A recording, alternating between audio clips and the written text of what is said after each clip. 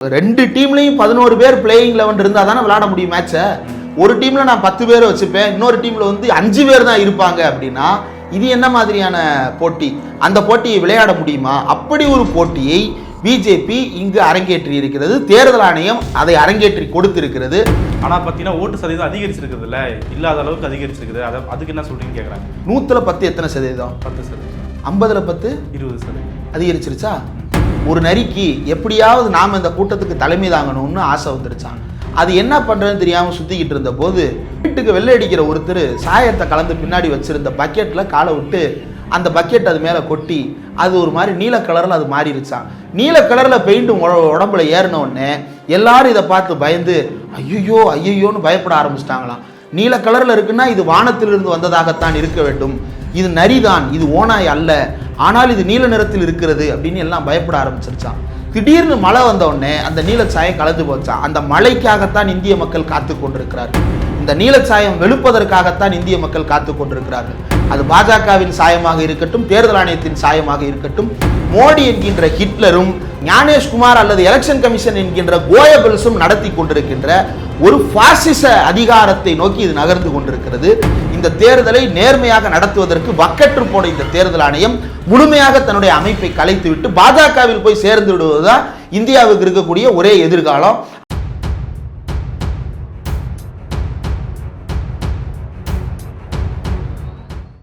பேரலை நேயர்களுக்கு வணக்கம். இன்றைய நேர்காணலில் பத்திரிகையாளர் திரு இந்திரகுமார் தேரடி அவர்கள் இருக்கிறார். அவரோட பேசலாம்.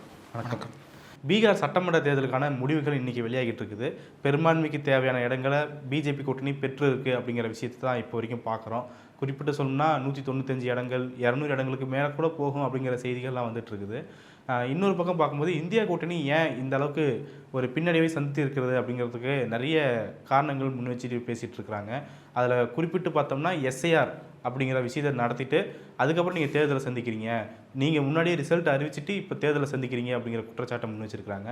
இந்த எஸ்ஐஆர் முன் வச்சு இப்படி பேசுகிறத நீங்கள் எப்படி பார்க்குறீங்க?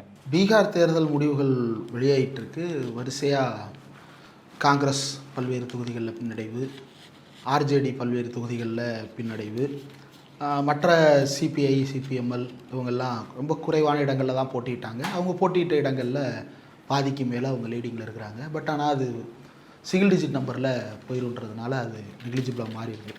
பெரும்பான்மை யாருக்கு வருகிறது அப்படின்னா பாஜகவிற்கு கீழே தான் ஜேடியூவே வந்து பெர்ஃபார்மன்ஸ் வருகிறது. அப்போ இதனுடைய வெளிப்பாடு என்ன அப்படின்றது, இதற்கு பல்வேறு காரணங்கள். காலையிலேருந்து பல பேர் வந்து என்ன சொல்கிறாங்க அப்படின்னா, ராகுல் காந்தி அந்த தேர்தல் பிரச்சாரத்திற்கு சரியாக போகவில்லை, காங்கிரஸ் வந்து முழுமையாக ஒத்துழைப்பு வழங்கவில்லை, முதல்வர் வேட்பாளரை அறிவிப்பதற்கு கூட ராகுல் காந்தி வரவில்லை, அதன் பிறகு ரிசல்ட் அறிவிக்கும் போது ராகுல் காந்தி உள்நாட்டிலேயே இல்லை, இப்படி பல்வேறு விவகாரங்களை முன்வைக்கிறாங்க.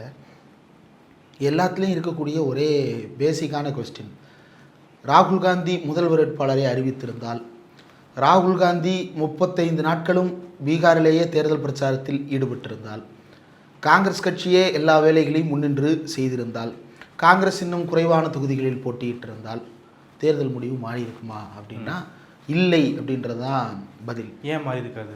ஏன் மாறி இருக்காது அப்படின்னா, இப்போது இருக்கக்கூடிய இந்த ஃபைனல் எலக்ட்ரல் ரோல் இருக்கு இல்லையா, வாக்காளர் பட்டியல், இந்த பட்டியலில் மட்டும் யோகேந்திர யாதவ் சொல்லுகிற கணக்குப்படி கிட்டத்தட்ட 5 லட்சம் ஜிப்ரிஷ் வாக்காளர்கள் இடம்பெற்றிருக்கிறார்கள்.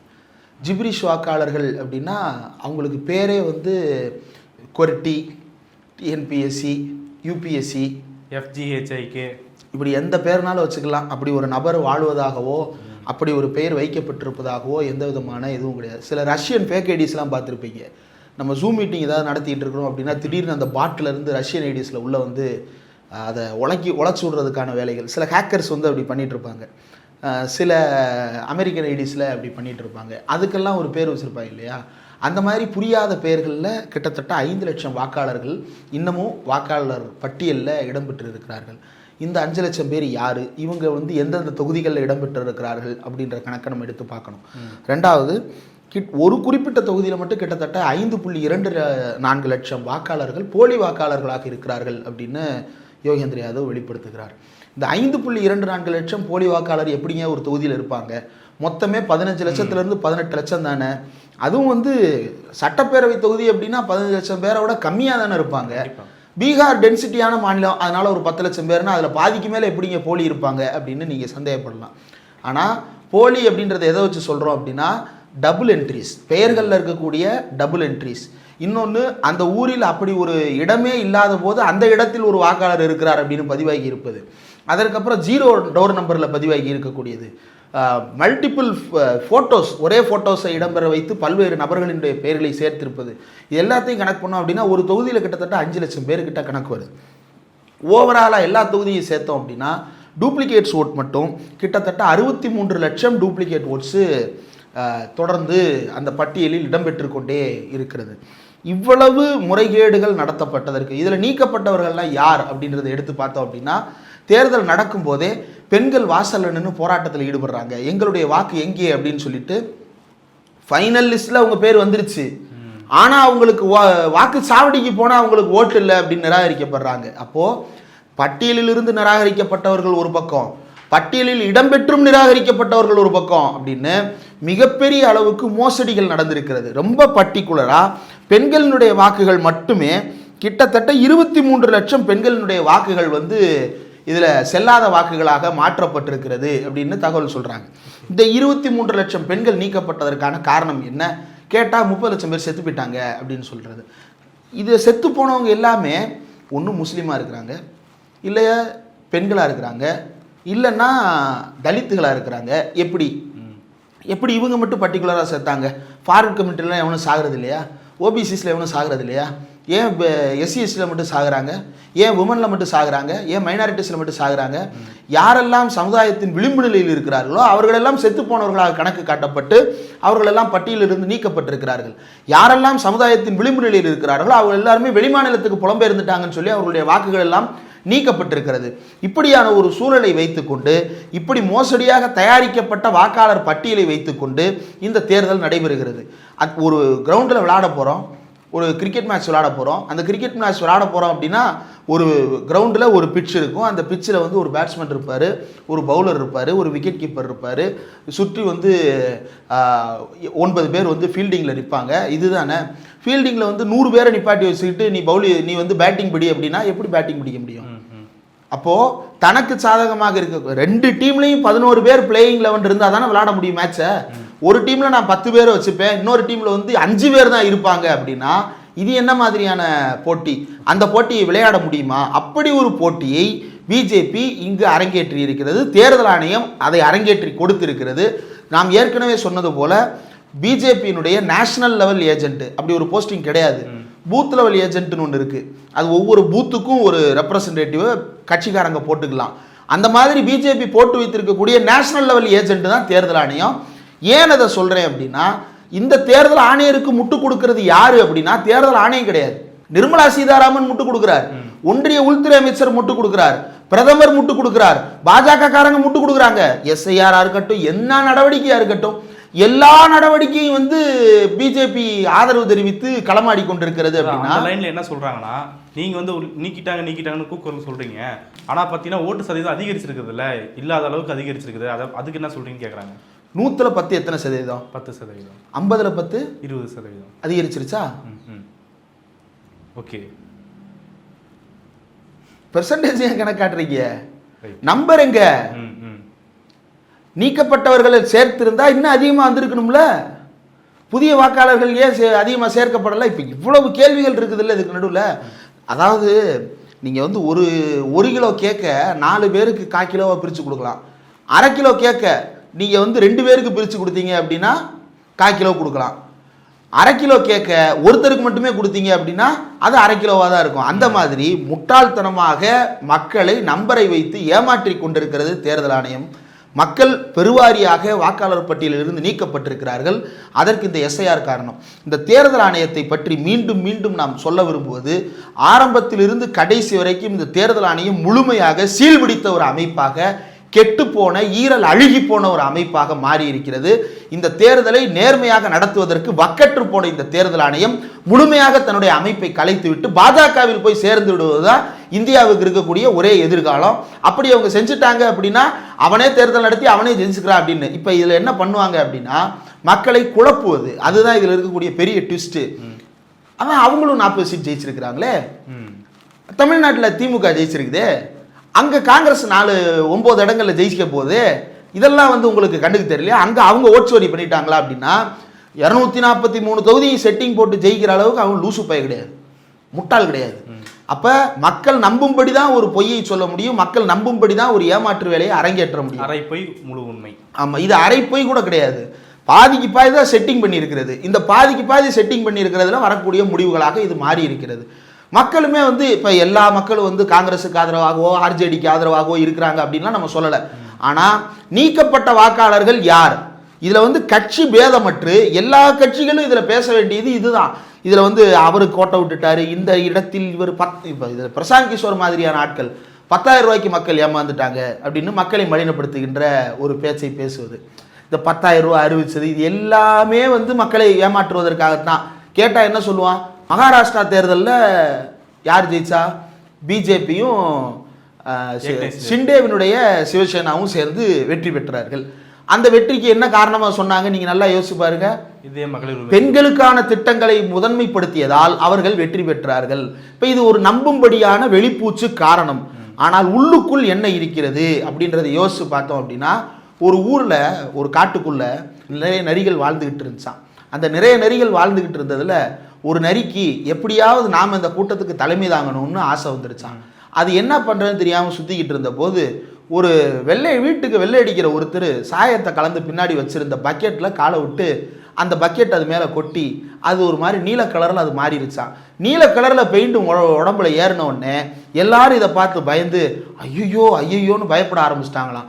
நீல கலரில் இருக்குன்னா இது வானத்திலிருந்து வந்ததாகத்தான் இருக்க வேண்டும், இது நரிதான், இது ஓனாய் அல்ல, ஆனால் இது நீல நிறத்தில் இருக்கிறது அப்படின்னு எல்லாம் பயப்பட ஆரம்பிச்சிருச்சான். திடீர்னு மழை வந்த உடனே அந்த நீலச்சாயம் கலந்து போச்சான். அந்த மழைக்காகத்தான் இந்திய மக்கள் காத்து கொண்டிருக்கிறார்கள், இந்த நீலச்சாயம் வெளுப்பதற்காகத்தான் இந்திய மக்கள் காத்து கொண்டிருக்கிறார்கள். அது பாஜகவின் சாயமாக இருக்கட்டும், தேர்தல் ஆணையத்தின் சாயமாக இருக்கட்டும், நாங்கள் நேர்மையாக நடத்துகிறோம்ன்ற ஒரு தோற்றத்தை உருவாக்குவது. பெண்களுக்கான திட்டங்களை கொடுத்ததால் ஜெயித்து விட்டார்கள், எதிர்க்கட்சி ஒழுங்கா வேலை பார்க்கலன்றதுனால ஜெயிச்சுட்டாங்க. இப்படி மக்கள் நம்பும்படியான காரணங்களை முன்னால் அடுக்குகிறார்கள். ஆனால் உண்மையில் உள்ளுக்குள் இருக்கக்கூடிய குளறுபடி என்ன? நமக்கெல்லாம் உடம்புல வந்து நோய் வந்துருச்சு அப்படின்னா காய்ச்சல் வரும். அந்த காய்ச்சலை சரி பண்ணுறதுக்கு நம்ம என்ன பண்ணுவோம், பேராஸ்டமாலை தூக்கி போடுவோம், சிப்ரோஃப்ளாக்சினை தூக்கி போடுவோம், அமாக்சிலினை தூக்கி போடுவோம், இது தலைவலி தைலத்தை தடவுவோம், என்னென்னமோ பண்ணுவோம் காய்ச்சலை தீர்க்கிறதுக்கு. ஆனால் நோய் காய்ச்சல் கிடையாது, நோய் வேற ஒன்று. நோய் வந்து லிவர் அழுகி போயிருந்திருக்கும், நோய் வந்து மஞ்சக்காமலையாக இருக்கும், நோய் வந்து ஹார்ட் டிசீஸாக இருக்கும், நோய் வந்து ரத்தத்தில் இருக்கக்கூடிய கேன்சராக இருக்கும், நோய் வந்து மண்டையில் இருக்கக்கூடிய கட்டியாக இருக்கும், நோய் வந்து உடம்பில் ஏதோ ஒரு பகுதியில் உறுப்பு செயலிழந்து போகிறதா இருக்கும். அதனுடைய வெளிப்பாடு தான் அங்கே காய்ச்சலே தவிர காய்ச்சல் இல்லை பிரச்சனை. அதுபோல தான் நாம் எப்படி காய்ச்சலை குணப்படுத்துவதற்காக போராடி உடம்பு நல்லா இருக்குன்னு நம்பிட்டு இருப்போம் இல்லையா, இந்தியாவும் அதே போல இந்த பிஜேபி என்கின்ற பிஜேபி சொல்லுகிறது இல்லையா, அந்த நலத்திட்டங்களை கொடுக்கிறோம் எதிர்கட்சிகள், இதெல்லாம் காய்ச்சல், இதெல்லாம் அறிகுறிகள். இந்த அறிகுறிகளை வைத்து நாங்கள் இதுதான் அப்படின்னு காட்டிக்கிறாங்களே தவிர உள்ளுக்குள் இருக்கக்கூடிய நோய் என்பது மோடி என்கின்ற ஹிட்லரும் ஞானேஷ்குமார் அல்லது எலெக்ஷன் கமிஷன் என்கின்ற கோயபல்ஸும் நடத்தி கொண்டிருக்கின்ற ஒரு பாசிச அதிகாரத்தை நோக்கி இது நகர்ந்து கொண்டிருக்கிறது. இதை பாசிசம் என்று நிறுவுவதற்கான எல்லா வரலாற்று காரணங்களும் இதன் பின்னால் சூழ்ந்திருக்கின்றன. நீங்க கொஞ்சம் டீட்டெயிலா அதை யோசிச்சு பாருங்க. ஹிட்லர் இதே தான், நாடாளுமன்றத்தை கொளுத்துனா, நாடாளுமன்றத்தை கொளுத்திட்டு ஐயோ பாராளுமன்றம் எரிஞ்சு போச்சு எனக்கு அதிகாரத்தை கொடுங்கன்னு சட்டத்தை மாத்தினா, அதிகாரத்தை கையில் எடுத்தான். அந்த அதிகாரத்தை எடுக்கிறதுக்கு சட்டத்தை நிறைவேற்றுறதுக்கு பெரும்பான்மை வேணும். உடனே எம்பிக்களை சஸ்பெண்ட் பண்ணா, அவங்கள பூரா கான்சென்ட்ரேஷன் கேம்பில் அடைச்சான். தன்னுடைய எம்பிக்கள் மட்டுமே இருக்கிற வகையில் இவங்க சொல்றது போல ஏகமனதாக அதிகமானோர் வாக்களித்தார்கள். அதிகமானோர் வாக்களித்தார்னா எதிர்த்து ஓட்டு போடுறேன் உள்ளே இல்லை அப்படின்னா ஆதரவு மட்டும்தானே உள்ள இருக்கும். அப்போ எதிர்ப்பு மொத்தத்தை கான்சென்ட்ரேஷன் கேம்பில் அடைச்சு ஆதரவு மட்டுமே நாடாளுமன்றத்தில் வச்சுக்கிட்டு அந்த சட்டத்தை நிறைவேற்றி அதற்கு பிறகுதான் அது எங்கே வரைக்கும் போச்சு, கான்சென்ட்ரேஷன் கேம்பில் மக்களை உள்ளே தள்ளி கொலை செய்கின்ற அளவுக்கு போச்சு. யார் யூதர் யார் ஜெர்மானியர் என்ற தீர்மானிக்கின்ற சக்தி அதிகாரத்தை அவன் கையில் எடுத்தான். நியூரம்பெர்கா இருக்கட்டும் அல்லது வந்து ரெய்ஸ்டாகா இருக்கட்டும், இது எல்லாத்திலையும் உருவாக்கப்பட்ட சட்டங்கள் அனைத்தும் ஹிட்லரை மறைமுகமாக சர்வாதிகாரியாக மாற்றிக்கொண்டே இருந்தது. ஆனால் அந்த சட்டத்துக்கு பேர் அப்படி இருக்காது. சட்டத்துக்கு பேர் என்னன்னா மக்கள் கவலை போக்கும் சட்டம், மக்கள் நல்வாழ்வு சட்டம், இப்படிதான் அந்த சட்டத்துக்கு பேர் இருக்கும். ஆனால் உண்மையில் அந்த சட்டத்தினுடைய நோக்கம் அதுவாகத்தான் இருக்குமானா அது இருக்காது. உள்ளுக்குள்ள வேற வேலைகளை பார்த்து வைத்திருப்பார்கள். பிஜேபி அப்படித்தான் செய்திருக்கிறது. இந்த தேர்தல் ஆணையத்தினுடைய ஆரம்பத்திலிருந்து இப்போது வரைக்கும் அவங்களுடைய நடத்தை எடுத்து பாருங்க. முதல்ல இந்த தேர்தல் ஆணையர் நியமனம், மோடி கைகாட்டுகின்ற ஒரு அதிகாரி, அவர் மோடிக்கு கீழாக செயல்படக்கூடிய அதிகாரியாக மாறி இருக்கிறார். மோடியினுடைய பிரின்சிபல் செக்ரட்டரி கால் பண்ணாருன்னா இந்த 3 பேரும் கிளம்பி போய் சொல்லுங்க சாமி அப்படின்னு கையை கட்டிக்கிட்டு நிற்கிறாங்க. அப்போ இந்த தேர்தல் ஆணையம் விளங்குமா? இந்த தேர்தல் ஆணையம் உருப்படியான தேர்தலை நடத்துமா? அப்படி நிற்கிறது மட்டும் இல்லை, அதற்கு பிறகு மோடி ஹேட் ஸ்பீச் பேசுகிறாரு, கம்ப்ளைண்ட் ஒன்று வந்திருக்கு, அவர் மேலே நடவடிக்கை எடுக்கணும். 2 தேர்தல் ஆணையர் நடவடிக்கை எடுக்க வேண்டான்றாங்க, இன்னொரு தேர்தல் ஆணையர் நடவடிக்கை எடுக்கணுன்றாரு.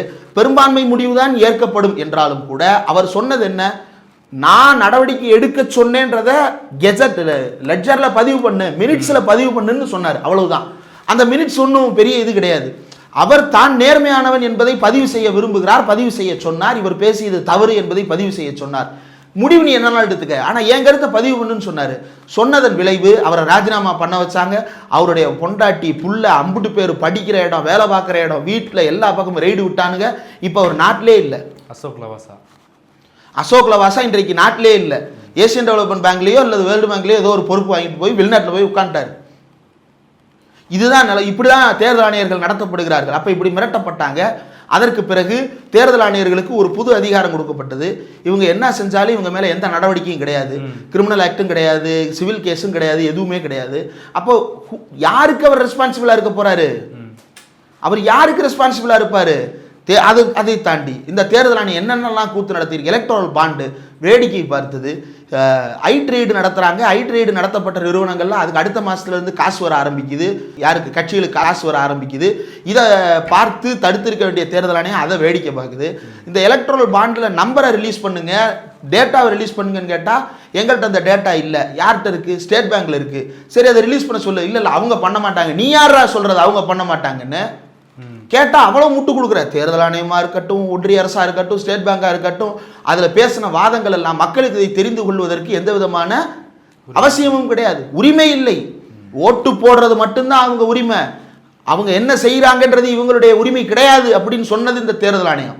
அதற்கு பிறகு சரி இவ்வளவு பிரச்சனை வந்துருச்சு, இந்த இவிஎம் சரியா இருக்கா தப்பா இருக்கான்னு கேட்டால் அங்கே கோர்ட்டும் இதுவும் சேர்ந்துக்கிட்டு மக்களை பூரா நம்ப வைக்கிறது. இவிஎம் நல்ல தரமான மிஷின், உலக நாடுகளே பாராட்டிரு. உனக்கு பாராட்டு தெரிவித்த எந்த நாட்டிலாவது இந்த இவிஎம் மிஷினை வாங்கிட்டு போய் தேர்தல் நடத்தி இருக்கிறானா? அவன் நடத்த மாட்டான். ஏன் நடத்த மாட்டான்? ஒபாமா பாராட்டிட்டாரு. ஒபாமா இந்த மிஷினை வாங்கிட்டு போய் அங்கே தேர்தல் நடத்துறாரா? ஏன் நடத்துறது இல்லை? அப்போ இந்த மிஷின் ஏதோ ஒரு டுபாகோர் மிஷின்றது உலகத்துக்கு தெரியுது இல்லை? ஒரு இடத்துக்கு ஒரு நம்ம கிளாஸ் ரூமுக்கு இன்ஸ்பெக்ஷனுக்கு யாராவது வருவாங்க, பரவாயில்லப்பா உங்கள் கிளாஸ் ரொம்ப நல்லா இருக்குது அப்படின்னு சொல்லுவார். எல்லா கிளாஸ்லையும் எத்தான் சொல்லுவார். போனவர் உன் கிளாஸ் அறிவு கட்ட கிளாஸ், உன் கிளாஸில் யாருமே லாய்க்கில் எப்படியே சொல்லிட்டு போவார். வர்றவர் 4 வார்த்தை நல்ல வார்த்தையாக பேசிட்டு தான் போவார். அதை வச்சுக்கிட்டு இவங்க உடனே பில்டப்பு. இதில் ஏதோ ஒரு நாட்டு அதிபர் எங்களுக்கு வாழ்த்து தெரிவிச்சிட்டாரு, பீகாரில் சிறப்பாக தேர்தல். அந்த ஆள் யாருன்னு பார்த்தா அந்த ஊர்லேயே அந்த ஆளை போட்டு அந்த சாத்திட்டு இருக்கிறானுங்க.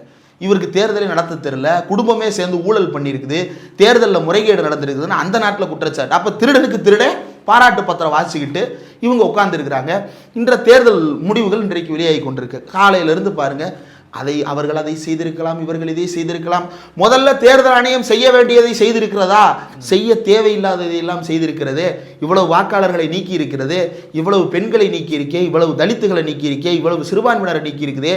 இதை யாராவது கேள்வி எழுப்புகிறார்களா? யாரும் கேள்வி எழுப்ப மாட்டார்கள். மக்கள் மத்தியில் இந்த விஷயம் போய் சேராதபடிக்கு ஊடகங்களின் மூலமாக இதை தடுத்து நிறுத்தி விடுவது. இப்போ மக்களை ஏமாத்துறது, அதை பாருங்க, அதனால ஜெயிச்சிட்டாங்க, இதனால ஜெயிச்சிட்டாங்க அப்படின்னு சொல்லிட்டு செட்டிங் பட்டி ஏமாத்துறது. இந்த ஏமாற்று வேலைகள் நீண்ட காலம் நிலைக்க கூடாது. உச்சநீதிமன்றம் உடனடியாக இப்போ அடுத்து தமிழ்நாட்டுக்கு வரப்போகுது. தமிழ்நாட்டில் இவர்கள் என்ன செய்ய காத்திருக்கிறார்கள் அப்படின்றது மிகப்பெரிய கேள்விக்குறி. இப்போ வரைக்கும் 5 கோடி பேருக்கு ஃபார்ம் கொடுத்துட்டாங்களாம். 5 கோடி பேருக்கு ஃபார்ம் கொடுத்துட்டாங்களாம். நான் எங்கள் தெருவில் 50 பேர்கிட்ட கேட்குறேன், அதில் 15 பேர் வந்திருக்குன்றாங்க. 50 பேரில் 15 பேர் தான் எங்கள் தெருவிலே வந்திருக்குன்றாங்க. இப்படி ஒவ்வொரு தெருவுக்கு நீங்கள் கணக்கு பண்ணி பாருங்கள். எப்படி நீ 5 கோடி பேருக்கு 20 நாளில் கொடுத்த? முதல் வாரத்தில் உனக்கு ஃபார்மே பிரிண்ட் அவுட் ஆகி வரலையே. வார்டுக்கு 1500 ஓட்டுனா 1500 ஃபார்ம் பிரிண்ட் அவுட் ஆகியே வரலையே உனக்கு. அப்புறம் எங்கேருந்து கொடுத்து முடிச்ச நீயே? அப்போ போலி கணக்கு காட்டி கொண்டிருக்கிறது தமிழ்நாட்டினுடைய தேர்தல் ஆணையமும் சேர்ந்து. நாளை தமிழ்நாட்டில் ஏதோ ஒரு மாற்றம் நடக்குது. மாற்றம் இந்த சென்ஸ் திமுக ஆட்சிக்கு வருவதை தடுக்கும் அளவிற்கு இங்கு யாருக்கும் எதிர்க்கட்சிகளுக்கு செல்வாக்கு இல்லை, வாக்கு பலமும் கிடையாது. ஆனால் ஒரு ஊடக விளம்பரத்தை கொடுத்து கொண்டே இருப்பது. எதுக்கு? விஜய் மாதிரியான ஆட்களுக்கு. ஒன்றும் இல்லை, இப்போ திமுக தலைவர்கள் பேசுறதுக்கும் எதிர்க்கட்சி தலைவர்கள் பேசுறதுக்கும் ஈக்குவல் இம்பார்ட்டன்ஸ் கொடுக்கப்பட்டிருக்கிறதா? திமுகவை விமர்சித்து யாராவது ஒருத்தர் சொல்லிட்டாருன்னா உடனே கேப்ஷன் லெகசி மீடியாக்கள் மக்கள் விரோத திமுக வித்தின் கோட்ஸ் போட்டுக்கிறது. கேட்டா அது அவர் சொன்ன கருத்து சார். நீ அவர் சொன்ன கருத்துல இதை தானே தலைப்பா வைக்கிற. திமுக மீது அதிமுக விமர்சனம் இப்படி தலைப்பு வச்சிருக்கியா நீ என்னைக்காவது? இதுல நீ வந்து டிஜிட்டல் மீடியாவை குறை சொல்லிக்கிற, டிஜிட்டல் மீடியா வந்து ப்ரொபகண்டா பண்றாங்கன்னு நீ என்ன இலவு கூட்டிக்கிட்டு இருக்கிற? அப்போ ஊடகங்களின் மூலமாகவும் நாடாளுமன்றத்தின் மூலமாகவும் நீதிமன்றத்தின் மூலமாகவும் தேர்தல் ஆணையத்தின் மூலமாகவும் மக்கள் ஏமாற்றப்பட்டு கொண்டிருக்கிறார்கள். இந்த நீதிமன்றங்கள் இந்தியாவினுடைய வரலாற்றின் கருப்பு அத்தியாயத்தில் இடம்பெறப் போகிறதா அல்லது நடக்கின்ற சூழ்கின்ற இருளை நீக்குவதற்கான ஒரு கருவியாக பயன்பட போகிறதா அப்படின்றத இந்த உச்சநீதிமன்றங்கள் முடிவு செய்தே ஆக வேண்டும். இல்லாவிட்டால் இந்தியா அழியும் பொழுது இவர்களும் சேர்ந்து தான் நார போறாங்க. இந்தியாவுக்கான பேரழிவு என்பது வந்து தேர்தல் ஆணையத்துக்கான அழிவு, தமிழ்நாட்டுக்கான அழிவு மட்டும் இல்லை, இந்த கோர்ட்டும் சேர்ந்து தானே நாரப்போகுது. ஆனால் இந்த கோர்ட்டு தன்னையும் உடந்தையாக்கி கொள்ளுகிறதா? இதுக்கெல்லாம் வேடிக்கை பார்க்குறாங்களே. இவ்வளவு பேரை நீக்கிட்டா செத்து போனவன்னு இப்போ சொல்கிறாங்க சார், இவன் உயிரோடு இருக்கிறா சார்னு கண்ணு முன்னாடி ஆதாரத்தை கொண்டு போய் நிப்பாட்டுறாங்க. அதையும் ஏற்றுக்கிட மாட்டேன்னு இந்த கோர்ட்டு சொல்லுது அப்படின்னா அப்போ இந்த கோர்ட்டு எதை தான் ஏற்றுக்கிடும்? நீதி தேவதையின் கண்களை வந்து இந்த துணியில் கட்டியிருப்பாங்கல்ல, அந்த மாதிரி கண்ணை மூடிக்கிட்டு தீர்ப்பு கொடுக்குறீங்களா? கண்ணுக்கு முன்னாடி என்ன நடக்குதுன்னே தெரியாம நாடு முழுவதும் இஸ்லாமியர்களுக்கு எதிராக, பெண்களுக்கு எதிராக அவ்வளவு அவலங்கள் நடந்து கொண்டிருக்கிறது. எதை பற்றியும் வாய் திறக்காமல் கேஸ் போட்டால் அந்த கேஸுக்கு மட்டும்தான் ஜட்ஜ்மெண்ட், கூடுதலானதெல்லாம் சொல்ல மாட்டேன். எலெக்ஷன் கமிஷன் சொல்லுங்க, அவங்க ரெக்டிஃபை பண்ணிக்கணும்னு சொல்றாங்க. அவங்க ரொம்ப நல்லவங்க. அதான் வெள்ளையா இருக்கிறவன் பொய் சொல்ல மாட்டான், அவன் நல்லவன், அவன் பொய் சொல்ல மாட்டான். இப்படி வந்து தேர்தல் ஆணையம் வந்து நீங்கள் எதுவாக இருந்தாலும் அவங்கள்ட்ட பேசி தீர்த்துங்க. அவங்க ஒரு கான்ஸ்டியூஷனல் பாடி, கான்ஸ்டியூஷனல் பாடிக்கு எதிராக நீங்கள் எதுவுமே சொல்ல மாட்டீங்க இல்லையா? இந்தியாவில் இருக்கக்கூடிய எந்த கான்ஸ்டியூஷனல் அத்தாரிட்டிஸுக்கு எதிராகவும் நீங்கள் இது கொடுக்க மாட்டீங்க. யூனியன் பப்ளிக் சர்வீஸ் கமிஷன் அது வந்து கான்ஸ்டியூஷனல் பாடியா இல்லை ஸ்டாச்சுட்டரி பாடியா? கான்ஸ்டியூஷனல் பாடி தானே. அதில் இருக்கக்கூடிய அதிகாரிகள் நீங்கள் அந்த வாங்குறீங்க, அவங்க கான்ஸ்டியூஷனல் அத்தாரிட்டின்னு சொல்லுங்கள். ஏன் அதை சொல்ல மாட்டீங்க? அவங்களுக்கு பொறுப்பு இருக்குது அப்படிங்கிறத இவங்க வலியுறுத்த மாட்டாங்க. இப்போ நாடாளுமன்ற உறுப்பினர்கள் தேர்வாகிறாங்க, அவங்க என்ன கான்ஸ்டியூஷனை மீறி தேர்ந்தெடுக்கப்படுறவங்களா? கான்ஸ்டியூஷனல் அத்தாரிட்டி தானே. அவங்கள கேள்வி எழுப்புற. அப்போது அரசியலமைப்பு சட்டத்தின் அடிநாதம் தான் முக்கியமே தவிர அரசியலமைப்பு சட்டத்தின் அமைப்புக்கென்று தனி புனிதம் கிடையாது. அந்த அமைப்புகள் அரசியலமைப்பு சட்டத்தை பின்பற்றி நடப்பதுதான் அவர்களுடைய புனிதமே தவிர அரசியலமைப்பு சட்டத்தையே மீறி செயல்படுவதையும் புனிதமாக காட்டிக் கொள்வது என்பது புதிய ஹிட்லர்களை உருவாக்கி இந்தியாவை பெரும் சீரழிவுக்குள் தள்ளுகின்ற வேலை. இந்த வேலைக்கு தேர்தல் ஆணையம், உச்சநீதிமன்றம், நாடாளுமன்றம் அத்தனையும் உடந்தையாக மாறிக்கொண்டிருக்கிறது. இதில் பதவி ஆசை பிடித்த இன துரோகிகள், தமிழ்நாட்டில் எடப்பாடி பழனிசாமி, பீகாரில் நிதிஷ்குமார், இப்படி அப்புறம் பாஸ்வான் குடும்பம், இப்படி ஒவ்வொரு ஃபேமிலிஸும் அங்கங்கே உட்கார்ந்துக்கிட்டு அந்தந்த இனத்துக்கு எதிரான துரோகத்தை செய்து கொண்டிருக்கிறார்கள். இதையெல்லாம் எதிர்த்து மக்கள் கேள்வி கேட்க வேண்டும். அதற்கு அவர்களுடைய உணர்வுகளை தட்டி எழுப்ப வேண்டும். அந்த உணர்வுகளை தட்டி எழுப்புகின்ற வேலைகளை எதிர்க்கட்சி செய்ய வேண்டும். இந்த எஸ்ஐஆருக்கு எதிரான குரலை மக்கள் போராட்டமாக மாற்ற வேண்டும். மக்கள் போராட்டமாக மாற்றி நீதிமன்றம் பார்த்து அதிர்ந்து போகின்ற அளவுக்கு இந்தியாவே போராட்டத்துக்கு டைம் இருக்குது அப்படிங்கிற கேள்வி தானே இருக்குது. இதுல வந்து அப்பார்ட் ஃப்ரம் டைம் வந்து இந்த போராட்டத்தை தொடரணும். இன்னைக்கு பீகார்ல தோத்துட்டதுனால இந்த போராட்டத்தை கைவிட்டக்கூடாது. இந்த போராட்டம் தொடர வேண்டும். தமிழ்நாட்டில் நாளைக்கு வேற ஒன்று நடக்கும்ன்றதுனால தமிழ்நாட்டில் கைவிட்டக்கூடாது. அந்த போராட்டத்தை தொடர வேண்டும். எல்லா மாநிலங்கள்லையும் இந்த போராட்டத்தை தொடர வேண்டும். அதுக்கு மக்கள் இயக்கங்களும் உறுதுணையாக இருக்க வேண்டும் இந்த போராட்டத்தை முன்னெடுப்பதற்கு. அந்த வேலைகளை செய்யாமல் என்னன்னாலும் ப்ரையாரிட்டிஸாக இருக்கலாம், ஆனால் இனிமேல் எல்லா கட்சிகளுடைய ஃபர்ஸ்ட் ப்ரையாரிட்டி இந்த தேர்தல் ஆணையத்தை தூக்கி எறிவது, நல்ல தேர்தல் ஆணையத்தை, தரமான தேர்தல் ஆணையத்தை இந்த நீதித்துறையின் மூலமாக நிறுவுவதற்கு உரிய அழுத்தங்களை கொடுப்பது, அதற்குரிய நாடாளுமன்றத்தில் அழுத்தத்தை உருவாக்குவது. இதுதான் அவங்களுடைய பிரைமரி ஃபோக்கஸாக இருக்கணும்.